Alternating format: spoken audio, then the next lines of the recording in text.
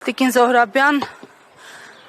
սպասելի էր ձեզ համար այս սրբակալությունը։ Տեսեք, Արմենինը, Արմանինը ոչ, որովհետև ես երբ որ հասնում էի քննչական կոմիտե,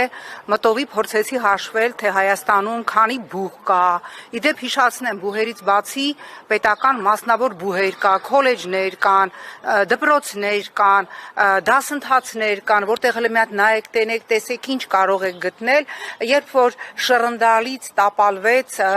բժշկական համալսարանի շոուն, երբ որ նույնիսկ վկաները, որ պեղվել էին եւ բերվել էին դատարան, այդ 2 տարուց ավել տևող այդ խայտարակ ֆարսը, հասկանալի էր, որ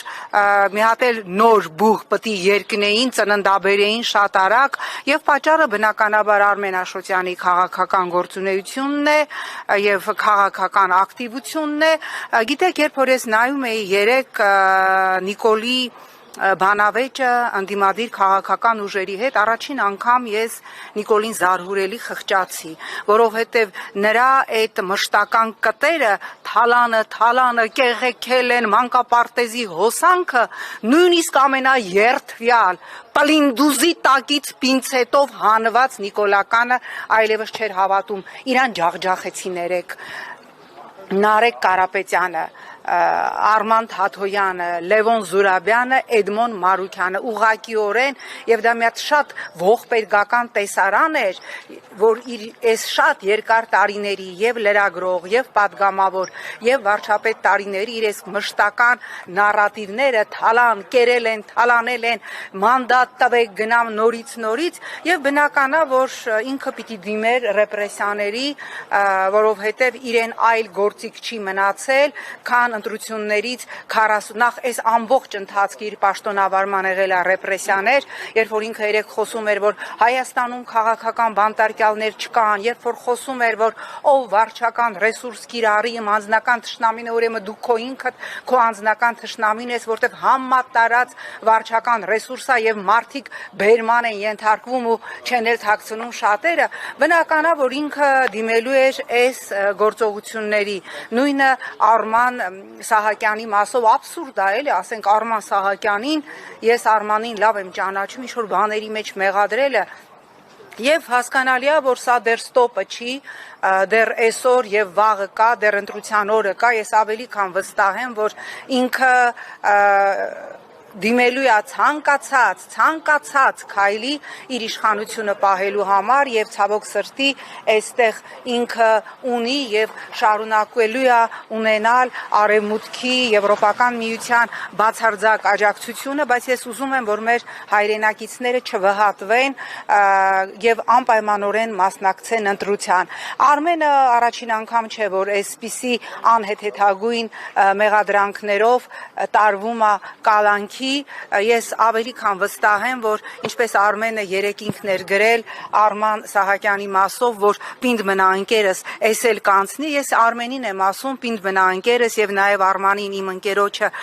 էս էլ կանցնի, սա Նիկոլի հոգեվարքն է, որովհետեւ գիտեք մի հատ այդքան չգիտեմ PR-շիկներ ունեն, նաև Միացյալ Նահանգներից բերած, մեկը չկա, սրանց հոգեբան PR-շիկ, սրանց ասի, երբ որ իշխանությունը ով տարբեր ծակերից գոռում է, որ ինքը գնում է բացարձակ մեծամասնություն վերցնելու, մի հատ հոգեբան քաղտեխնոլոգ պահեք, որը ձեզ կբացատրի, որ այս քո խուճապը Նիկոլ սենց բռնել, ես վստահ եմ, հենց մեր զրույցի ընթացքում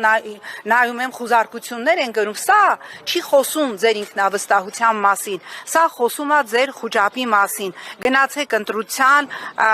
Արմենը սա էլ ուրեմն կհաղթահարի, որովհետև ինքը ուժեղ է եւ մեր մյուս բոլոր գործընկերները, ովքեր կալանքի տակ են, պարզապես շատ կարեւոր փուլ է այս առաջիկա օրերը եւ նաեւ ընդդիմության համակարգված գործողությունները շատ կարեւոր են լինելու հասկանալու համար ընդդիմությունը պատրաստ է համակարգված գործողություններով դիմակայել մեռնող իշխանության վերջին շնչին, ով ցավոք սրտի գազազած կծելու է, ճանգրտելու է, ինչ ասես անելու է, բայց մենք երեք տեսանք Նիկոլի տապալված բանավեճը, որ նույնիսկ նրա կլասիկ լրբությունը այլևս չանցավ եւ նա ոչինչ չուներ հակադարձելու փաստերին, բացի իր մշտական այդ կոդերից թալանը կերել են, թալանել են, նստելու են, ինձ մանդատ տվեք գնամ նստացնեմ,